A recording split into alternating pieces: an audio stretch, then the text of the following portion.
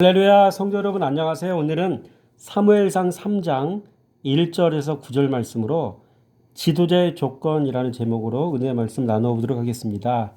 여러분, 사무엘이 엘리 앞에서 여호와를 섬길 때는 그 시대는 어떤 상태였을까요?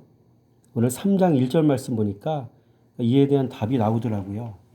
아이 사무엘이 엘리 앞에서 여호와를 섬길 때는 여호와의 말씀이 희귀하여 이상이 흔히 보이지 않았더라.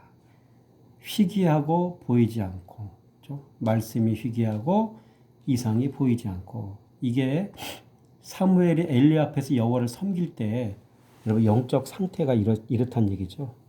말씀이 희귀하여 이상이 보이지 않았습니다. 여러분, 죽은 교회 분별하는 법이 있어요. 죽은 교회는요, 세 가지 특징이 있어요. 첫째, 죽은 교회는요, 말씀이 희귀해요.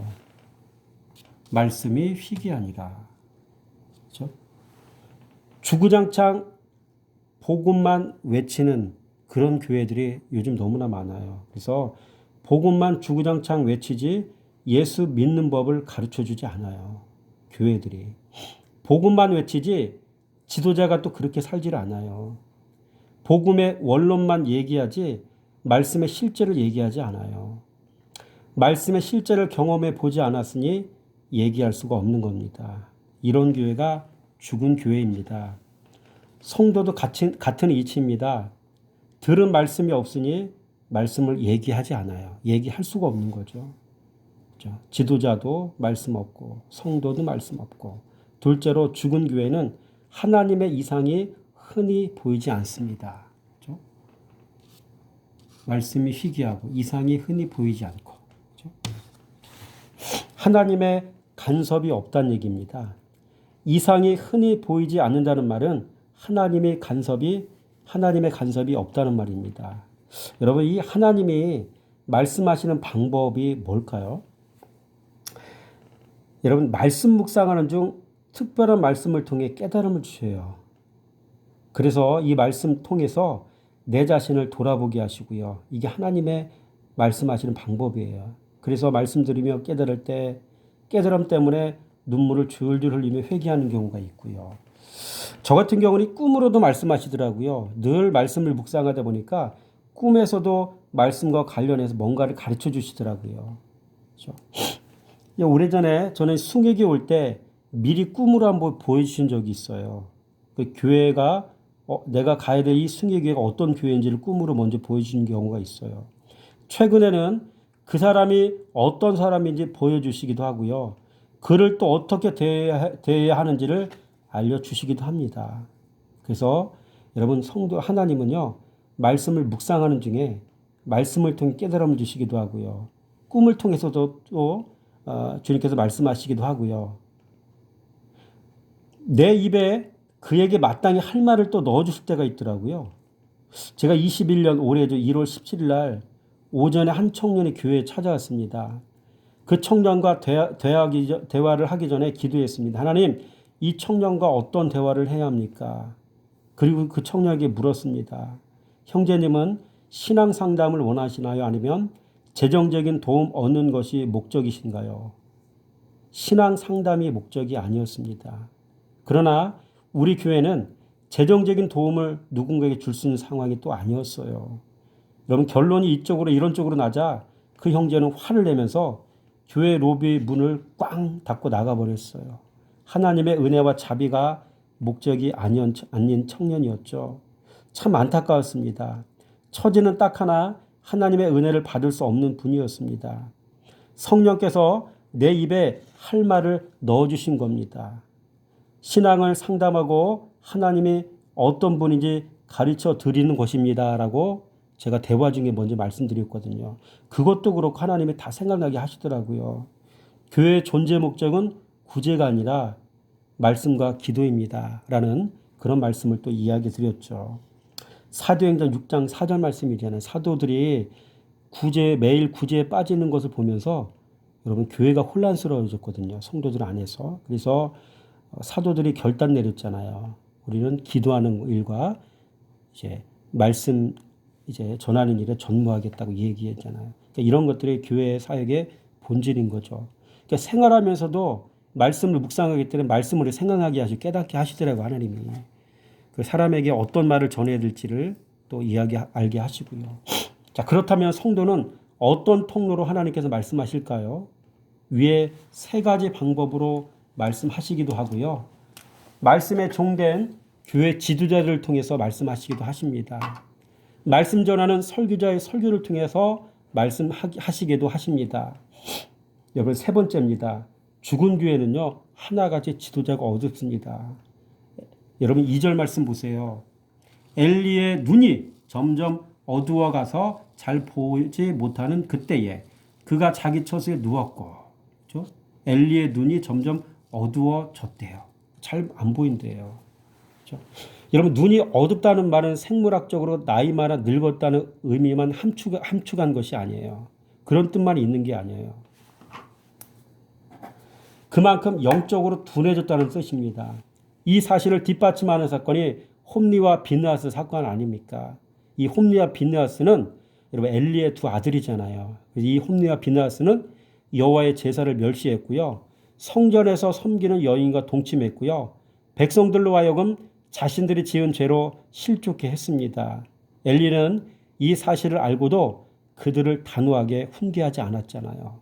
다시 말해 엘리는 죄와 타협한 사람입니다.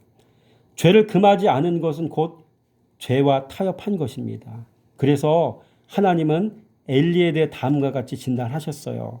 사무엘상 3장 13절 말씀에 나와 있는 이야기인데, 내가 그의 집을 영원토록 심판하겠고 그에게 말한 것은 그가 하는 죄악 때문이니 이는 그가 자기의 아들들이 저주를 자칭하되 금하지 아니하였음이니라. 이렇게 기록하고 있어요.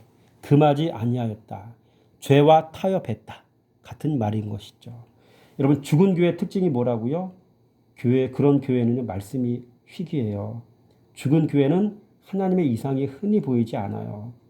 죽은 교회는 하나같이 지도자가 어둡습니다.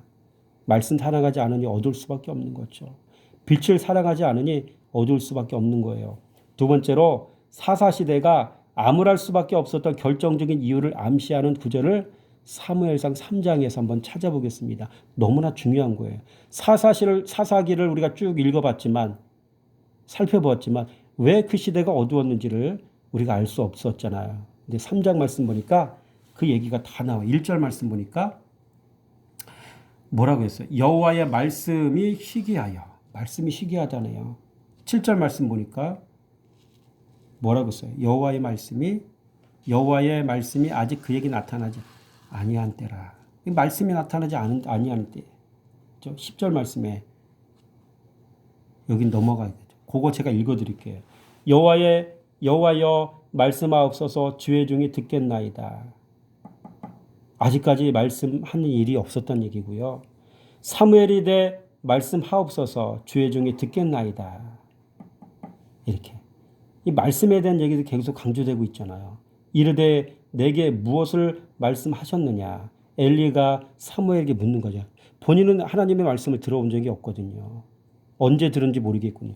말씀 또 얘기 나오죠. 19절 말씀 보니까 그의 말이 하나도 땅에 떨어지지 않게 하시니 사무엘이 입에서 나오는 말을 떨어지지 않겠다. 땅이 떨어지지. 그러니까 하나님께서 넣어주신 말씀을 얘기하는 거고요. 그죠? 21절 보니까 여호와의 말씀으로 사무엘에게 자기를 나타내십니다. 사무엘에게 말씀을 나타내 주셨죠? 말씀. 4장 1절에 보니까 사무엘의 말이 온 이스라엘에 전파됩니다. 여러분, 지도자 사무엘의 말은 곧 하나님의 말씀이 임해 있는 거예요. 다 공통점이 뭐예요? 말씀이 없다는 얘기잖아요. 말씀에 관련된 얘기잖아요. 사사시대는 이 말씀이 없어서 여러분 시대가 그런 시대였다는 얘기예요. 암울했다는 얘기죠.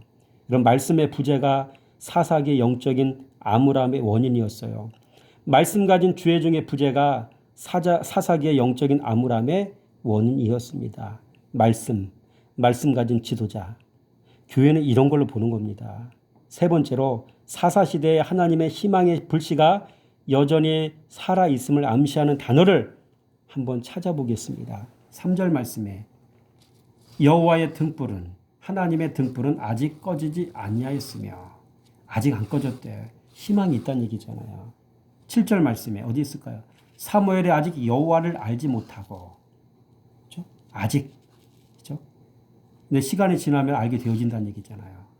그 다음에 여호와의 말씀도 아직 그에게 나타나지 아니하였고, 말씀이 아직 나타나지 않았는데 잠시 후면 나타나잖아요. 사무엘에게. 그렇죠? 요런 아직 이런 낱말들이요. 결국은 여전히 하나님의 불씨가 여전히 희망의 불씨가 남아있다는 증표가 아니겠습니까? 여러분, 하나님의 사람에게 말씀 임하면 어둠은 끝나는 겁니다. 교회 지도자에게 말씀 임하면 어둠은 끝나는 거고요.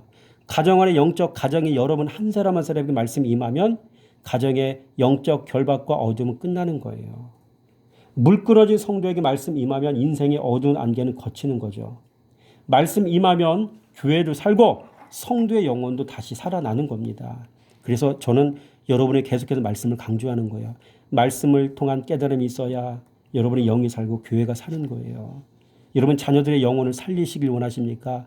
여러분이 말씀에 눈뜨시기 바랍니다. 네 번째로 이 시대 교회들에게 하나님의 희망이 있음을 알 수 있는 것은 무엇입니까? 사무엘상 3장 9절 10절 말씀.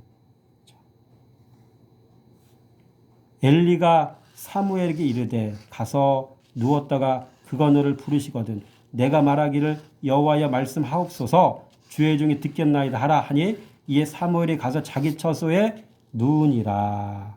10절 말씀 안 나오잖아요. 밑에 뭐라고 하냐면 여호와께서 임하여 서서 전과 같이 사무엘아 사무엘을 부르시는지라. 사무엘이 이르되 말씀하옵소서 주의 종이 듣겠나이다. 똑같은 말이죠. 말씀하옵소서 주의 종이 듣겠나이다. 이렇게 가르친 대로 그대로 했다는 얘기예요. 사무엘이. 여러분 말씀 순종하는 종이 있다는 것이 곧 희망의 증거입니다. 여호와여 말씀하옵소서 주의 종이 듣겠나이다. 두 번째로 사무엘상 1장 10절 11절 말씀 보니까 한나가 너무나 괴롭고 원통했어요. 심리적으로. 분인나 때문에. 아들 못 낳았다가 손가락질하고 얼마나 힘들었겠습니까? 근데 한나는 실로 성전에 들어가서 기도했잖아요. 그죠? 기도하는 성도가 있다는 것이 곧 그 교회에 희망이 있다는 거예요. 기도하는 어머니가 있다는 게 그 가정에 희망이 있다는 거고요. 말씀 순종하는 성도가 있다는 것이 가정과 그 교회 안엔 희망이 있다는 증거가 된다는 사실을 기억하시기 바랍니다. 여러분 이 시대 교회들의 희망이 있는 이유는 교회들마다 기도하는 성도들이 있기 때문입니다. 이 시대의 교회들의 희망이 있는 이유는 교회들마다 하나님께 헌신된 성도들이 있기 때문인 것이죠. 여러분 또 한 가지, 여러분 하나님이 목회자 부르시는 세 가지 방법이 있어요. 오늘 말씀 보니까 이게 보이더라고요. 첫째, 환경을 통해 부르셔요. 상황을 그렇게 몰아가셔요. 이렇게 말씀 앞으로 부르실 때 환경을 통해서 그렇게 막 몰아가셔요. 사람을 통해 부르시기도 하십니다. 저 같은 경우는 사역지가 있음도 알지 못했을 때에 그런 때가 있었죠. 사역지를 옮겨야 되는데 예전에. 저는 개인적으로 내성적이기 때문에 어디 이력서를 넣을 수 있는 자신감도 없었어요. 그때 주변에 아는 목사님, 선배 목사님을 통해서 제가 이 승리교회에 대한 소식을 듣고 이력서를 어렵게 넣게 됐어요. 참 용기도 없었는데 목사님이 막 밀어주시고 도와주시더라고요. 사람을 통해서 그렇게 하나님 몰아가시고요. 또 세 번째로 말씀을 통해 부르시더라고요.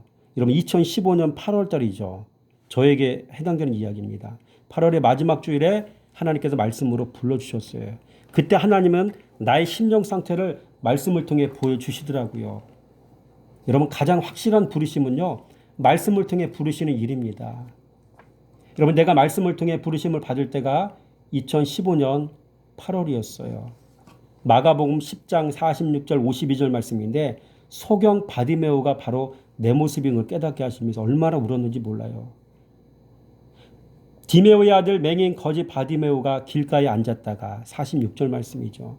나사렛 예수시란 말 듣고 소리질러 이르되 다윗의 자손 예수여 나를 불쌍히 여기소서.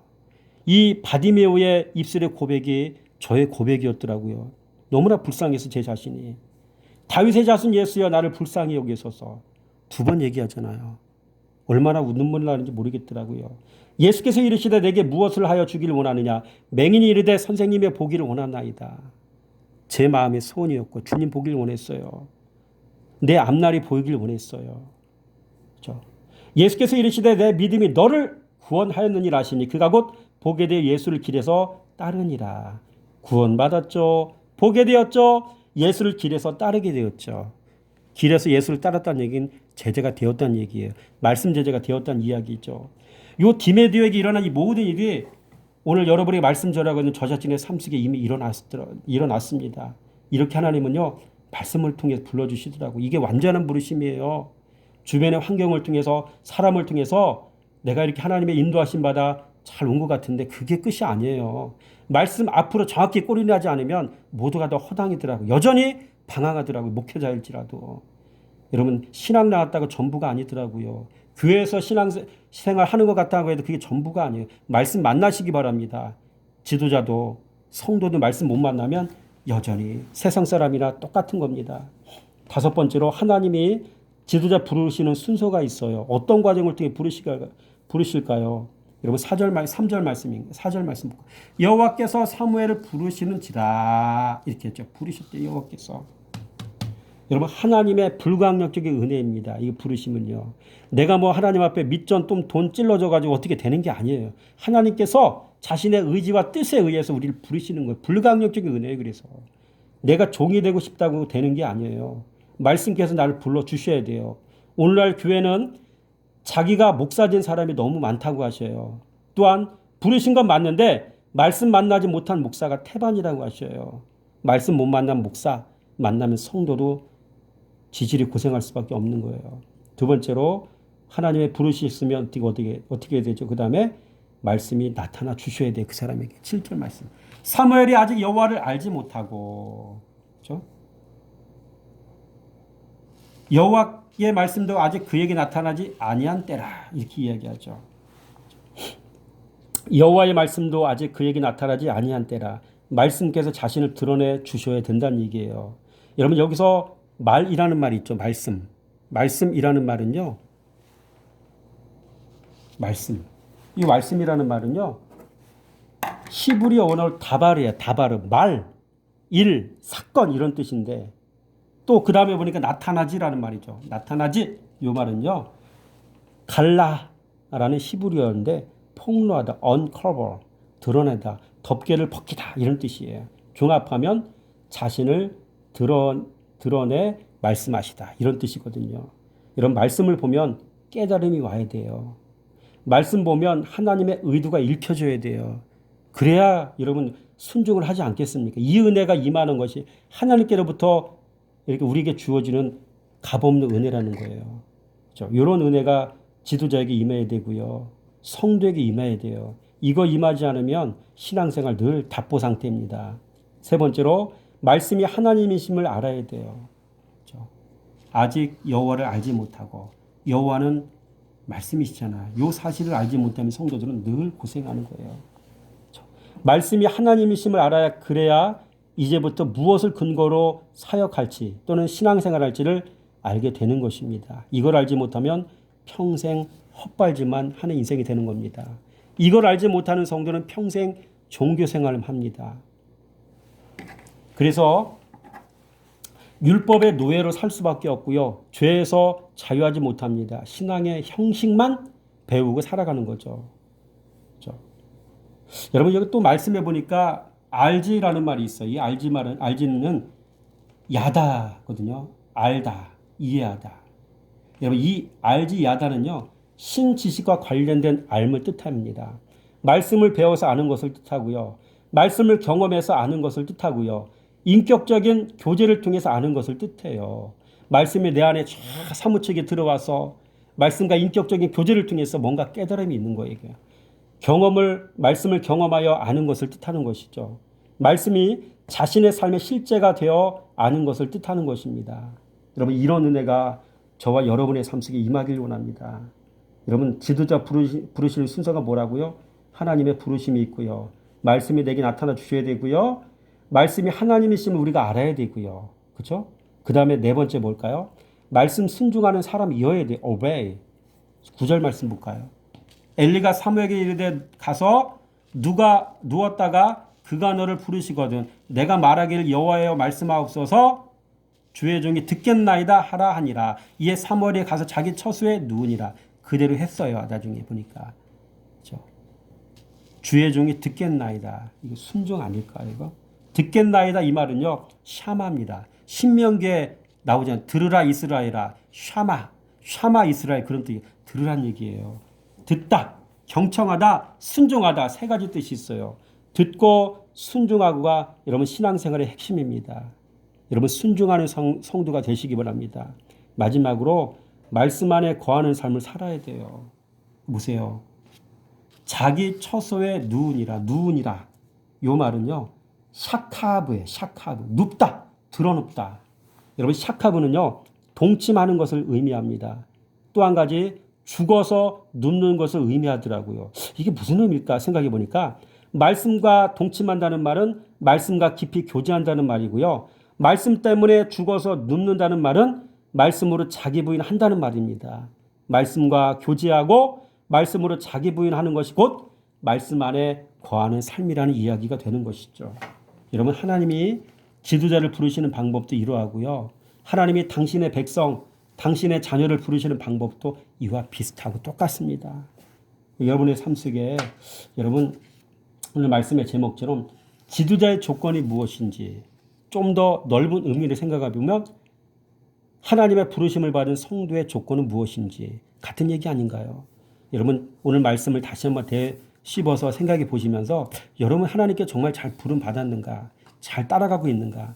주님 마음에 합한 삶을 내가 살고 있는가를 가만히 생각해 보시면서 부족한 것 있으면 회개하시고 다시 말씀 앞으로 매진해서 주의 음성이 들려지는 말씀이 깨달아지고 순종되어지는 그런 은혜로운 삶을 사는 저와 여러분의 모든 삶이 되시기를 주님의 이름으로 축원하며 드립니다.